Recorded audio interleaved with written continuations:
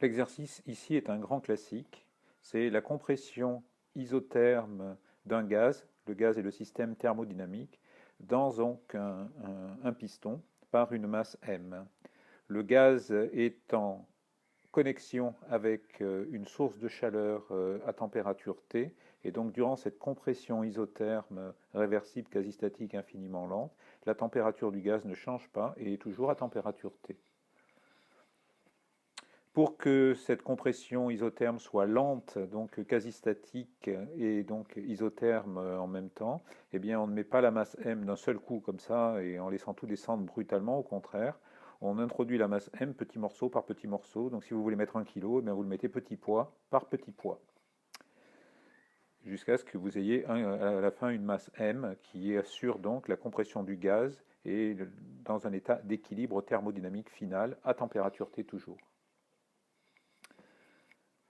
Donc voilà, on y va, un petit poids, un deuxième petit poids, un troisième petit poids, un quatrième petit poids, et chaque fois donc on introduit une masse dm qui est très inférieure à la masse totale. C'est ce qui nous assure le fait de le faire de manière infiniment lente, petit poids par petit poids, quasi statique. On n'a quasiment pas vu la différence entre un petit poids et le suivant. Et réversible, vous pouvez ajouter un petit poids ou enlever un petit poids. Au passage, donc, ce bloc avec T s'appelle une source de chaleur.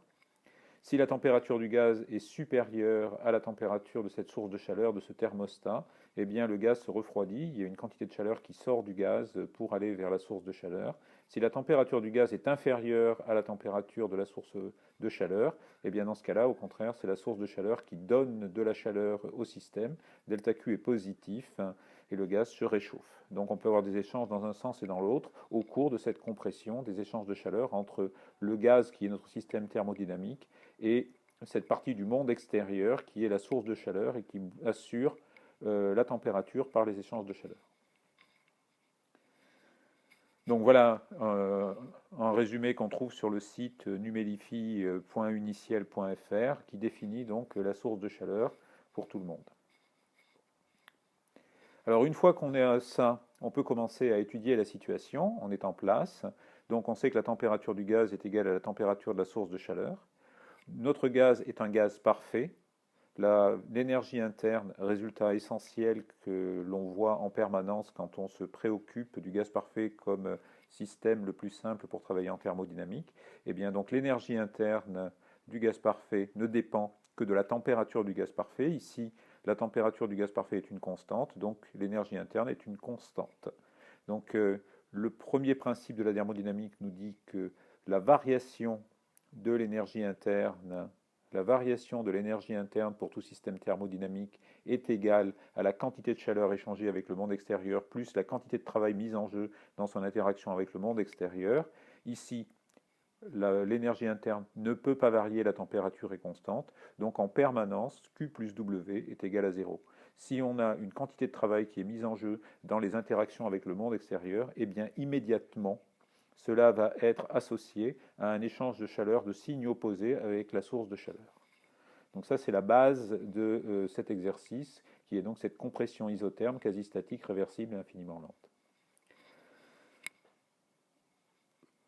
Dans ce contexte-là, et parce que l'on a affaire à une transformation quasi statique et réversible, nous avons le droit d'écrire qu'une petite quantité de travail mise en jeu lors de l'interaction du monde extérieur à travers le piston avec le gaz qui est notre système thermodynamique, cette petite quantité de travail peut s'écrire delta W égale moins PDV.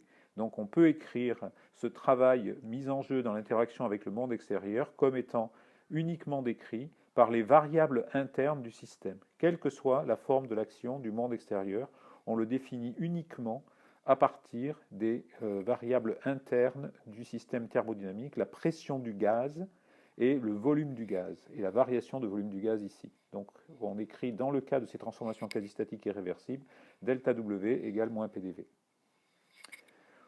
Le reste est une affaire de calcul. Donc W, la quantité de travail total échangée entre le moment où on met le premier petit poids et le moment où on met le dernier petit poids, entre l'état initial et l'état final, c'est l'intégrale de IAF de moins PDV. On peut tout de suite regarder le signe, donc le volume diminue, on comprime. donc dV est négatif, la pression augmente, elle est toujours positive. Et en tout cas, donc, si dV est négatif et on a moins PdV, ça veut dire que la quantité de travail mise en jeu lors de cette interaction est une quantité qui est positive. Le monde extérieur effectue un travail moteur sur le gaz, ici. C'est une compression. Pour une dilatation, nous aurions le signe inverse, dV positif, W négatif. Le calcul de W, mais on le pose et on le poursuit, donc étape par étape. On utilise le fait qu'on a affaire à un gaz parfait dont l'équation d'état thermodynamique est PV égale nRT. On travaille avec une mole de gaz seulement par commodité. Donc on se retrouve avec l'intégrale de volume initial à volume final, moins RT dV sur V. dV sur V fait apparaître immédiatement le logarithme ln, et avec un W donc, qui est égal à moins RT, logarithme de VF sur VI, ou bien RT log de VI sur VF. Le volume initial est plus grand que le volume final. On retrouve bien le fait qu'on a un W qui est positif, le logarithme est positif. On peut aussi l'écrire comme un rapport des pressions au lieu d'un rapport des volumes, en tirant le bénéfice du fait que la température étant une constante, nous sommes avec un gaz parfait qui est en permanence dans un état d'équilibre, et donc que l'on a pression initiale multiplié par le volume initial qui est égal à RT, pression finale multipliée par volume final qui est égal à RT, donc PF sur PI qui est égal à VI sur VF. On peut alors faire le calcul de la quantité de chaleur échangée avec la source de chaleur. La température du gaz parfait ne change pas. L'énergie interne du gaz parfait est une constante. Delta U est égal à 0. Premier principe de la thermodynamique, delta U égale W plus Q. Delta U égale 0, donc W plus Q égale 0. Simplement, on trouve que Q maintenant est égal à moins W, et donc que l'on a Q égale RT log de VF sur VI, qui est négatif. Le gaz cède de la chaleur tout au long de la compression à la source de chaleur. Donc le refroidissement, si je puis dire, pour avoir la température constante, façon de parler, se fait à travers le fait que le gaz évacue en permanence de la chaleur vers la source de chaleur, ce qui permet d'avoir la température constante. Donc, à tout instant, la température du gaz est une constante qui est égale à la source de chaleur. L'énergie interne ne varie pas. Au départ, on a une pression initiale qui est égale à la pression atmosphérique. On est en équilibre avec la pression atmosphérique extérieure. À la fin, on a une pression finale qui est égale à la pression atmosphérique plus mg sur s. Et on a toujours PF, VF égale RT, comme initialement, on avait PI, VI égale RT, température constante. Intéressant pour la suite et pour un exercice qui viendra après, c'est de faire ce changement un peu bizarre qui consiste à définir le rapport VI sur VF comme étant petit x, ce qui nous permet d'écrire W égale RT log de x, et donc en quelque sorte x c'est le rapport de compression, c'est le volume initial divisé par le volume final, ce qui est donc une quantité, et n'oublions pas que W est négatif, donc on est à gauche de 1 dans ce cas-là. Mais pendant qu'on y est, on le trace aussi dans le cas finalement d'une dilatation pour lequel x est plus grand que 1, avec un volume initial qui est plus grand que le volume final.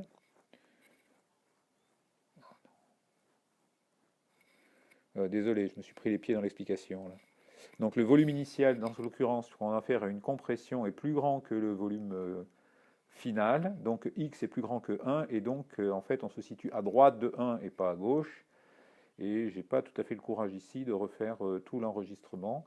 Mais ce qui est important ici, c'est d'avoir cette courbe en tête. On la réutilisera plus tard. Vous voyez d'ailleurs que le nom de W est devenu un W réversible, c'est-à-dire qu'on considère le travail fait dans le cas d'une transformation réversible. On peut ajouter un petit poids ou enlever un petit poids, et on repasse, quand on enlève un petit poids, dans l'étape précédent, avant qu'on ne mette le petit poids que l'on vient d'enlever, si je puis dire. Voilà, donc on garde cette courbe RT log de x malgré mon propos un peu bancal à cet endroit-là, et on s'en resservira.